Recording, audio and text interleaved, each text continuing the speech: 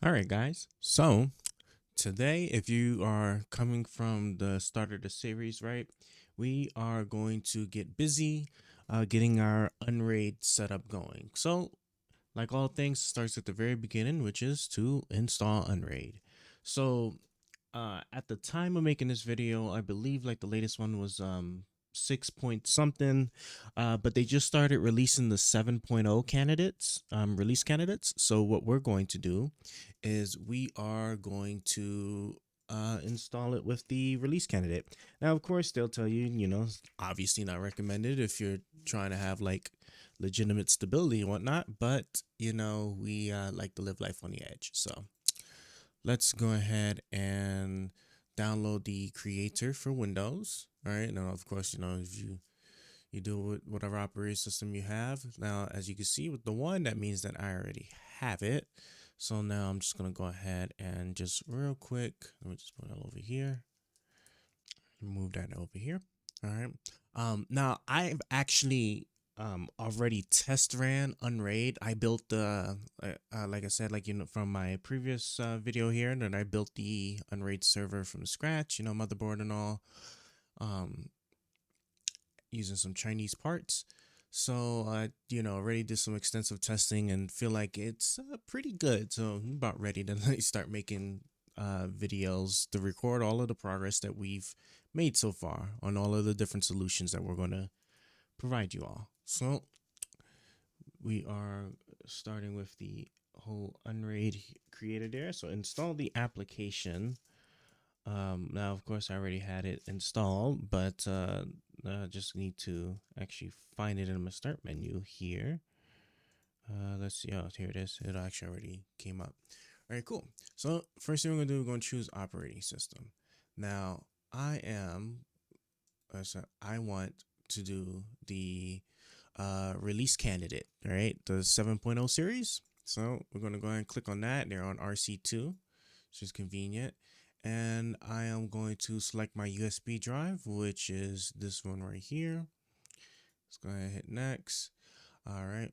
So now this is important right here, right? So right here is going to be the name of the server, of the Unraid server, right? And this is how you would actually you navigate it one of two ways. You'd either give it a static IP address, 192.168 like 0.10 for example, or you could uh actually just target the host name, right? Which for me, so I don't know if it's like slightly different for like other routers, but like with the open world router that we like to use, right? We always just supplement custom names in it. But obviously, if you don't do that, then it's just going to use whatever name is like the device originally provides. So in this case here, let's do. I'm going to do.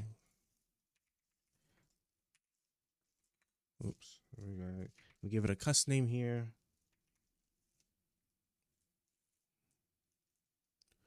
All right, so I'm going to give you the prompt to delete, and as it's doing that, right, is going to be preparing our flash drive. One thing to note is that these licenses. So Unraid is a paid operating system. Okay, and it looks like it's starting the process. I gave it like a. Oh, for a second, I thought that was like a Google Drive icon for a moment. Okay. Well, yeah. See, so now it's starting to write. Unraid's a paid operating system, so they give you a nice 30-day trial, and then you can extend it an additional 15 days. And the way that the licenses are managed and managed by the serial number on your USB drive. So obviously I had ran this before on a different flash drive. So obviously I'm gonna see if I'm able to create a new trial with this new Unraid version here. And if everything goes good, I will actually be buying me my license here. I got another build. I'm just waiting for the parts to come in. So it's gonna get quite crazy here. So let's go ahead and wait for that to finish. We'll be right back, and once that's done, uh, we'll bring it over to the server, we'll plug it in the back, cut it on, and we'll see how to walk through with that. One thing before I go though, I do want to mention is that it's designed for you to be able to actually just connect to it on your computer once it's up and running. So like if you plug in a USB drive to your server and start it up, right? Assuming that there's nothing crazy wrong with like hardware, especially using like new hardware or whatever. Um, it's going to naturally go through its regular boot sequence, and then once it's up and going, and as long as it has a network connection, you should be able to access it from there. And then once you access it, it'll actually walk you through the rest of the setup process. So obviously, we're going to have to jump onto our phone here to record the actual server part, because what I'm going to do is I'm going to show you guys at least the Memtesting, how that works, which I strongly recommend. If you're if you're building something from scratch, you should most certainly like give it a Memtest if you have the means to do so, which with Unraid, luckily they provide you the Memtest built into the flash drive, so when you boot it up, it'll be one of those options. But definitely stress test it. Make sure all your hardware works, especially if you're getting the good deal, the bargain hardware like I do, because we can't we try to save pennies where we can. Do that. Depending on the size of your hardware, that test could take a while to do a complete revision, which we'll talk more about it once this is done. So let's go ahead and skip over to that part. All right, it just finished. So let's go ahead and hit continue. So and that's it, right? It's done. So now we're going to go ahead and eject the USB drive and move on over now to the server. So I just ejected it. Now let's go ahead and let's swap over. All right, so here is the server here. We're going to now plug up the USB. So let's go ahead and plug that up. I did put a little like Raspberry Pi monitor on the side there. So we'll be able to also get some quick feedback from it as well, which I recommend. I mean, you obviously don't have to do what I did. You can just use a regular monitor, at least until like you get it initially up and going. But I just like the super convenience of getting like one of these boys. Like these are only like I think like $30-$40, like somewhere around there, depending on where you get it from, and they work pretty good. So let's go ahead and let me just get the USB drive in here. This is a Jonesbo N5 case, by the way. Okay, I'm going to pull out the old one here and go ahead and throw in the new one. All right. I wish I would have. You'll have to look at the other video if you want to see what I got inside of it, because it's a bit crazy. Right now, starting off, just because, like I said, this is a kind of test build, right? We have these are all 2 TB hard drives, and this section here is all 3 TB. We're only going to really use the 2s. The 3s is going to be for something specific in mind. But so I have that, and then I have 4 1 TB hard drives actually mounted on this side of this case up here, for catch speed. And then I just have besides the fans that the case come with, 3 RTX cards, 3060s, 3060 RTX cards. It has 2 CPUs. I forgot the specific model. They're like simple cheapo ones. I think like Xeon or something. I don't remember. But yeah, and then like some 3 I think Noctura fans, one here, and then like one over there, just because like the graphics cards have their fan and point that way. But with that being said, let's go ahead and press this button. All right. So, oh yeah, I didn't necessarily like had to get lighted CPU fans for the server, but it was just price point. They were just like, it was a really good deal, so I was just like, yeah, I'll go ahead and grab them. But all right, let's go ahead and let's see what we get here. So now the particular motherboard I have does take a bit to start up, and I did also like once it actually the BIOS does boot. Like you can hear it beeping now. Once the BIOS does boot, then the actual boot up process does take an additional like 10 seconds. So I'm just coming here to skip it.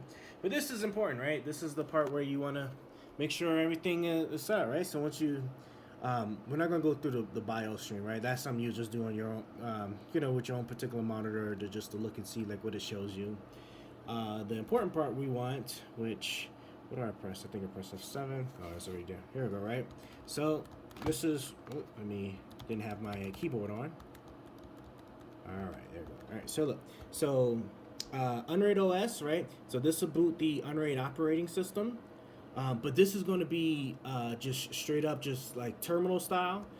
So obviously you're going to want the GUI mode. But the more important thing that I really wanted to show you guys was the Memtest. So I'm going to go ahead and pop up the Memtest here.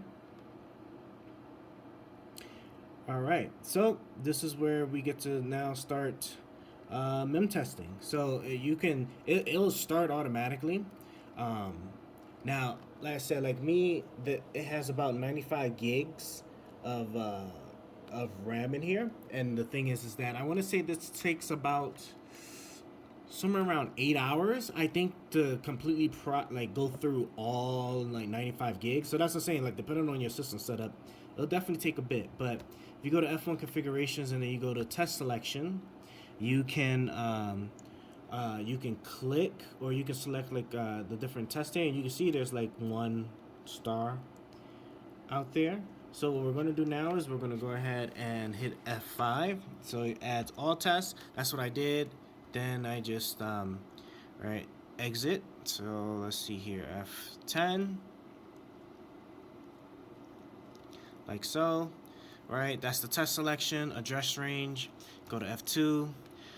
Let's see, test all memory, right, which should be already that. So I'll just press F3 just in case, right? It is F10. CPU sequencing mode, right? So parallel should be fine. I believe parallel, like, it does does them all in one go, or like, you know, at the same time. I believe. I have to double check that. But obviously, you know, you select what you want there. Parallel probably would be the fastest, I'd imagine, because round robin and sequential means it's like one after the other, and however fashion it wants to do it. So error reporting mode, right? So that's F4, and we'll probably do a individual error, so F3, F10, right? And then that's it. All right, cool. F10, and all right, and there you go. See, it even started over. And now, let me just kind of bring this a little closer so you can see. And so now, right, we are pretty much good to go. Like I said, this will take about 8 hours. And since I already ran this through before, like during my testing on Unraid, like I already did, I believe 3 completions, 3 passes with it. Usually you're good to stop at about, I mean, really you're good to stop at 1. But like they say, I think like after a second pass, I think it's like over 95% certainty or something like that. But you know, obviously, you know, that's up to you. Like, if you even want to go through this, I definitely recommend it if you're gonna like if you're gonna be using some very sus hardware, to say the least. But yeah, that is about it. Oh yeah, and then this is the the CPU. So yeah, the Xeon's 26800s. They're only like 2.4 gigahertz. I got another build coming in. Don't worry. But yeah, we'll kind of stop it right here. And of course, like I'd be remiss to not mention, okay, what are we going to actually boot there? So I just hit the escape button. This should kill the test. And we'll go ahead and we'll boot up through the Unraid just so you can see what it looks like. I personally like to do the GUI mode. But just for the sake of this, I'm gonna have it do the regular way, so that way you guys can see what that looks like, and then when we go on a computer, you can kind of see then like how that setup process goes. So yeah, so it does. So when you exit that test, it does like a complete reboot of the whole system here. Where's my F7 button? No, it's over here.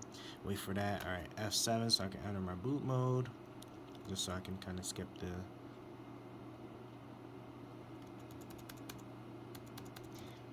Huh.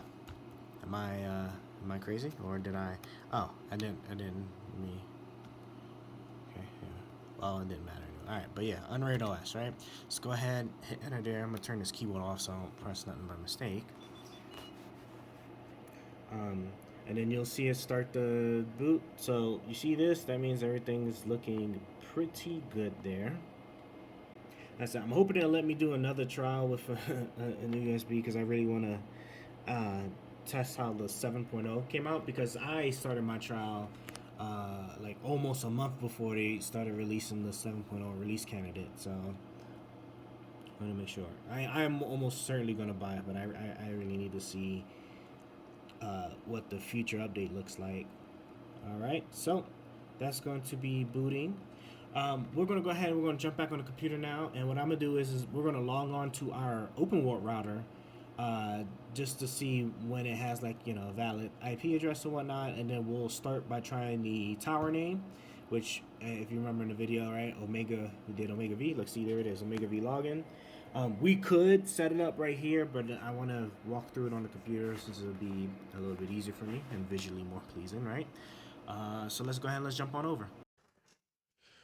All right, we are back on the computer, and we went ahead and signed into our, or at least you know, targeted the Unraid build here. Like I said, in my OpenWart router, you know, I already like assigned it like custom names and IP address and whatnot, so that's why it's a I know this says like Omega V1, and then the thing is Omega V2. It's just because of how I have the naming convention, since it uses multiple LAN ports, and I have the ports itself named as well. But that being said, let's go ahead and give it a password. So I say it's going to show you your, you know, Unraid OS here, and you know, username is going to be root because you can't change that. And then we're going to go ahead and give it a password here. Let's try this.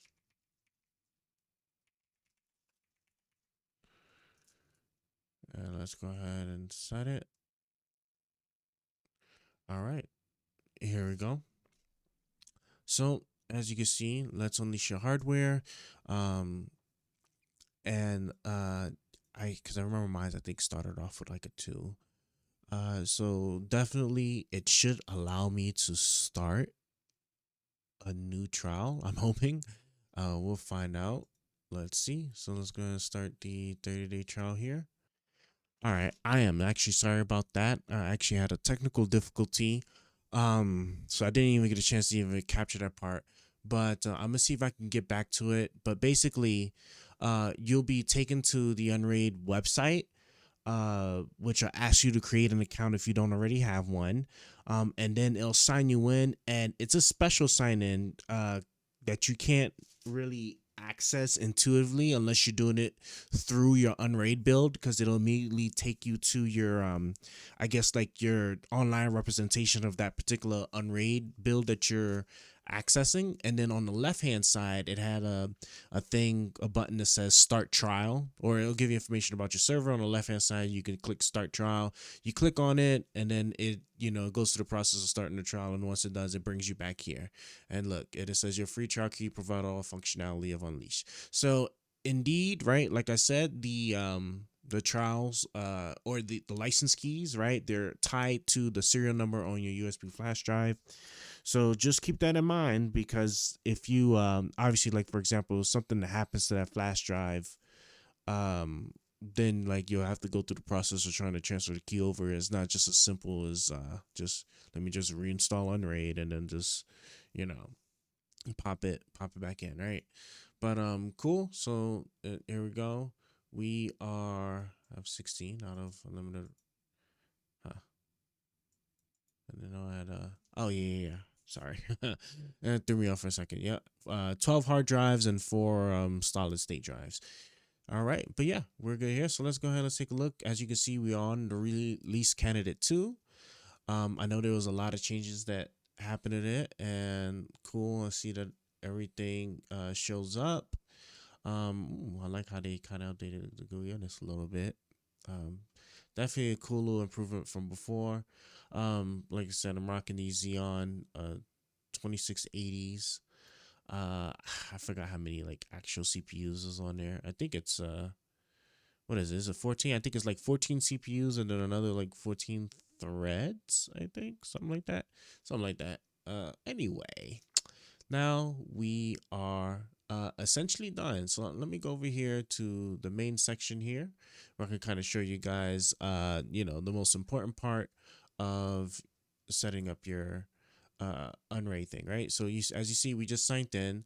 Where you're going to go for the plugins and for the apps and stuff, right? For the plugins and all that, is you'll go here to apps. It'll ask you to click install and install the community application plugin, which you'll need to do in order to actually get access. Now, everything you find in here is like third party, so not necessarily directly from Unraid, but a lot of Unraid developers, I think, right? I'm not entirely too sure about this. I'm just now like kind of getting into the weeds of this.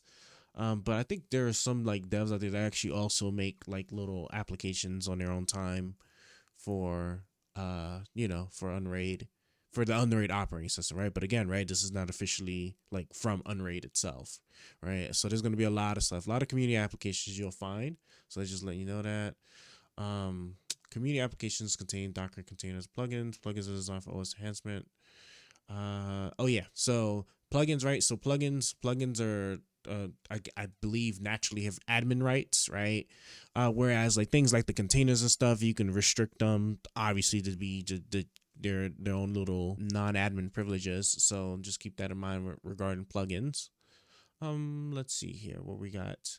Yeah, so like I said, this is where you get all of the um plugins and stuff here. This is where you'll find all your stuff, like your media servers. um I'm trying to think of like some immediate ones that like stand out that I were using. Tailscale, some um like productivity add-ons. I'm really drawing a blank. Plex, I think Plex is in here. I feel like Plex is in here. Yeah, see, Plex, right? Which is through whoever like made it for Unraid. Let's go now to main and finish this up. All right, so array devices. All right, so first thing we're going to do is we're going to um actually end it right here, because now that I think about it, I actually, yeah, see, now that I think about it, what I actually want to do, let me see here. Yeah, okay. So what I actually want to do is I want to do a pre-check first, which I'm actually going to do in a separate video. But just so you guys understand, right, what you're going to do is you're going to want to start your array, because you can't do much of anything without an actual array being established, because that's where obviously all the files and stuff are going to go when you start installing containers, like Docker containers, VM machines, whatnot. As you see there, like I just started like I guess like an array section of just three of three hard drives, right? The lowest I can go is three. With my particular setup, I'm actually going to be doing four, which is going to be two parities and then two hard drives, and then the rest are going to be used for something very specific. So they're not going to be part of the array. But this is where you would go to actually get that part started. So obviously for me, right, it's going to be my 2 TB hard drives. So here we go, right? So I got these two here, right? This I do, right? So D and F, which are going to be my two parity drives. All right. So right, and then once that is set up, however it is you're going to do it, you literally just hit start. And once it does that, right, is going to wipe out the hard drives and then actually um format them. I do believe it does do a check from what I hear, but or Unraid has like some built-in check that it does automatically when you're starting these like hard drives. But me, I like to do it manually, which is what we're going to do in the next video. But one thing I am going to point out too, which I think I might do a separate video to kind of better explain this, but one of these hard drives I am actually going to make ZFS. And the reason I'm going to do this, we'll leave the compression off. Reason I'm going to do this is because one of those hard drives is I'm going to have dedicated as a backup for certain things, and there's like a whole I don't even know how to even explain it, but there's a lot of customizations and stuff, or a lot of like specifics that come with using the ZFS, uh that make it really user friendly per se. Like, you'll have to rely on some third party plugins or scripts in order to make it very easy for you, which I'm gonna do in a separate video. But for now, that's what I'll do. So yeah, so that's kind of that. Like I said, assign your array devices, right? However you're gonna do them, and then you just hit start, and then it'll automatically, uh, you know, format them and give them like the appropriate file system. And then, like I said, I believe will make them XFS. And so if you want to make them a specific thing like encrypted or something, you do need to click on them and actually do it. So if I go here, because I said I wanted to do ZFS, so you got to hit apply. So once you hit apply and then done, right? See, now it's going to be ZFS once I actually start it. But like I said, we're gonna do the checks next, which I'll do a separate video for. But that's it, right? There we go, right? Very quick and easy way of installing Unraid. So just to recap, once you create your username and password, right, you'll be brought to your main dashboard where you'll get to see all of the system information on your drive, which you'll see all the hard drives, and then all the extra stuff. Now, it doesn't inherently come with a way to view the GPU. You'll have to install a plugin for that, which, as you can see here, right, apps, ask you to install a community plugin. One thing I do know for certain is I do need to have NVIDIA drivers. One quick thing, heads up, is if for Unraid specifically, my understanding, I'm always going to give that disclaimer since I'm still learning about how this all works, right? If you're planning on passing through your GPUs directly to be dedicated for a particular device, specifically VM machines, I think containers won't matter. It shouldn't matter, but I know VM machines specifically need to have it like allocated to them. You cannot install the NVIDIA driver, or you shouldn't. You're not supposed to, because once you install this NVIDIA driver, it'll become in use by the Unraid system. And so, like, obviously the containers will be able to leverage it, but the VM machines, I believe, like, have an issue with it. And unless, of course, obviously, if you're using one of those like fancier GPUs that allow you to virtualize them, you make one GPU in the four or whatever, you're not, you won't be using these in the VM machines. But let's go ahead and let's install this. So let's say okay. So we're gonna go ahead, let it do its thing. It's going to download the latest NVIDIA driver package there at the time. I do have another video coming up later on how I actually got DaVinci Resolve to work as a Docker container in Unraid, and I had to use one of the things that helped me. I had to look back at my notes. I believe I used like the open source version of the drivers, because like as soon as it comes up, I'll show you.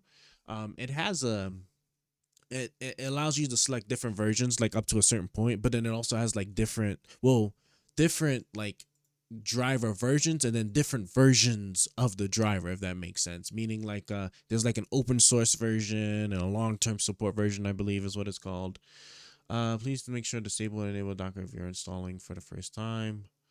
It should already be disabled, but we'll double check.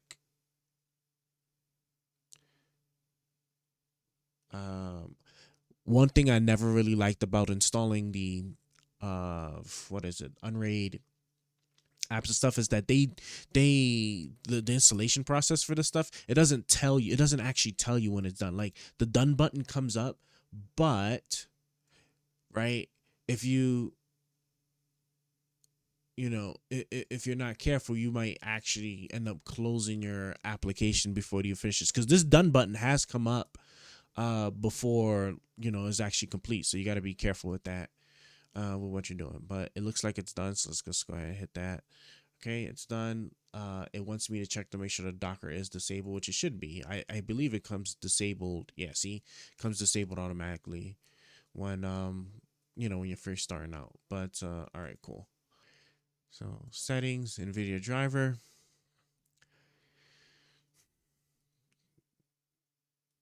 All right, I guess it's taking a minute to load. And yeah, like I see the production branch, new feature branch, open source, right? I think in order I had used combination of like open source and some other stuff to get it working.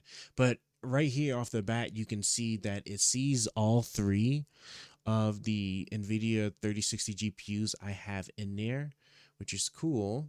Um, but now what I also want is I want to have the GPU statistics on here, which I actually just saw it. So it's this one right here. So the GPU subset, like, see, oh yeah, so like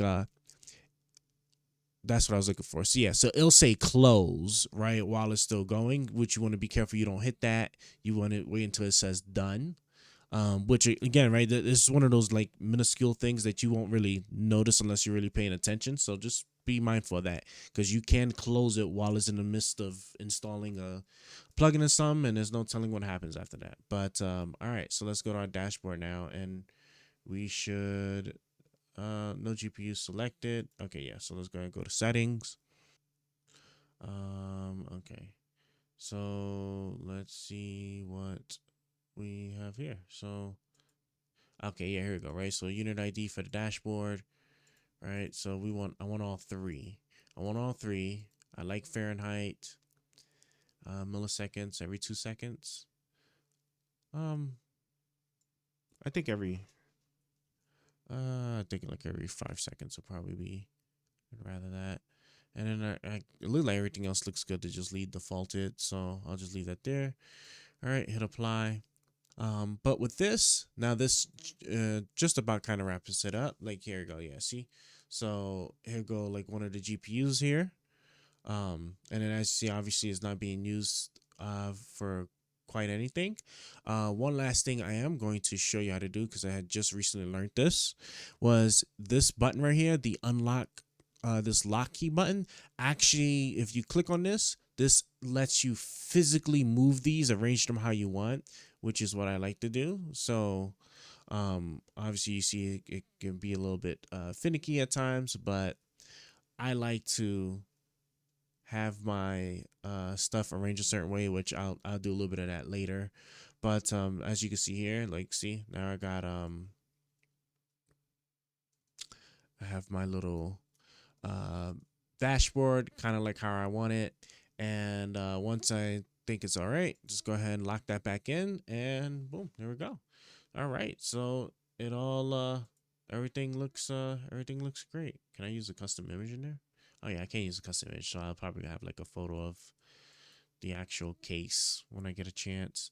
But that is it. So with that being said, I will go ahead and um end the video here. You can see some little bit of some like GPU statistics come through, so we know it all works. Everything is working fantastic. So, and then you see we even assigned the hard drive. So right, we didn't even start it yet, and already got a little section showing what it does. So with that being said, we'll go ahead and kill the video and get ready for the next one. Like I said, the next one we're going to go straight into pre-checks, how to do the pre-checks. Pre-checks are very easy, but I'm just making a separate video to kind of keep this one short. And then the other ones, we'll get into more granular stuff like the containers, specifically like with the DaVinci Resolve stuff that I'm using and whatnot. But yeah, I'll go ahead and end it. Thank you again, guys, and catch y'all next time. All right, I forgot. I actually forgot one more thing. One more important thing I wanted to actually talk about and set up Unraid. Right? Let's actually talk about the network settings. I think that's like going to be important. Okay, so obviously this you're gonna need to kind of adjust this based off your own particular setup. But let me just tell you something. Like if you have multiple Ethernet ports, um Okay, it starts off in the bonding mode of active backup, meaning like it's going to have one of these as the like the afterlife connection, and then it'll like fail over to like the other ones if something happens with the original one. This is assuming that you have them all three of them plugged up, right? The problem I have is just that like uh the two that come with the motherboard are 2.5 gigabit, and then I have a M2 to 10 gig Ethernet adapter, and I can't actually change it. Like I would prefer that one to be Ethernet 0, but it doesn't actually it kind of like assigns it itself. And then like there is like this fairy tale thing of, oh, you do these couple of things and then a little special menu will pop up to let you actually physically change it. Nothing I could do was able to get that to work. So, and you know, it is what it is. But I just wanted to point it out because if you try to make any change to this and you don't have all your Ethernet ports plugged up, there is a pretty decent chance that you are going to lose internet connection to your Unraid server, and that's just because you don't inherently know off the bat which one of these is which. Um, so you're gonna need to have them like all plugged up and then try to figure that out so you don't actually lose the internet access. And that's also why I recommended having like a small dedicated monitor, like I have a little small Pi monitor I have dedicated to the server. And I happen to have a spare keyboard and mouse there, so that way, just in case if like for whatever reason I jack it up, right, I can just like actually physically go over there and you know revert change stuff. Which is also why another thing I recommend too for those who hate the terminal like me. When you start your Unraid server, I'm sure people might blast you about saying something like, oh, you know, uses more resources or I'm doing the GUI. I don't, me per se, I don't care. All right. When I'm booting up my Unraid server, I go over there and I make sure to boot it up in GUI mode. I don't sign in or nothing. But I have it there just ready for me so that in case something goes wrong, I could just go over there, you know, log in, and then like you know it'll take you straight to like you know a thing almost identical to this, and you can then you know make your changes whatever it is you got to do, or you can pop up the terminal, which is this little button right here, right, which will take you straight into the terminal for the operating system so you can do all your cool terminal stuff. But with that being said, me, I actually um huh this is, I don't remember what this one was, but if I recall correctly, I believe I kept it on balance ALB, uh, which was like a low balancing protocol. I am drawing a blank on what exactly it did compared to the other ones, which is why I picked it.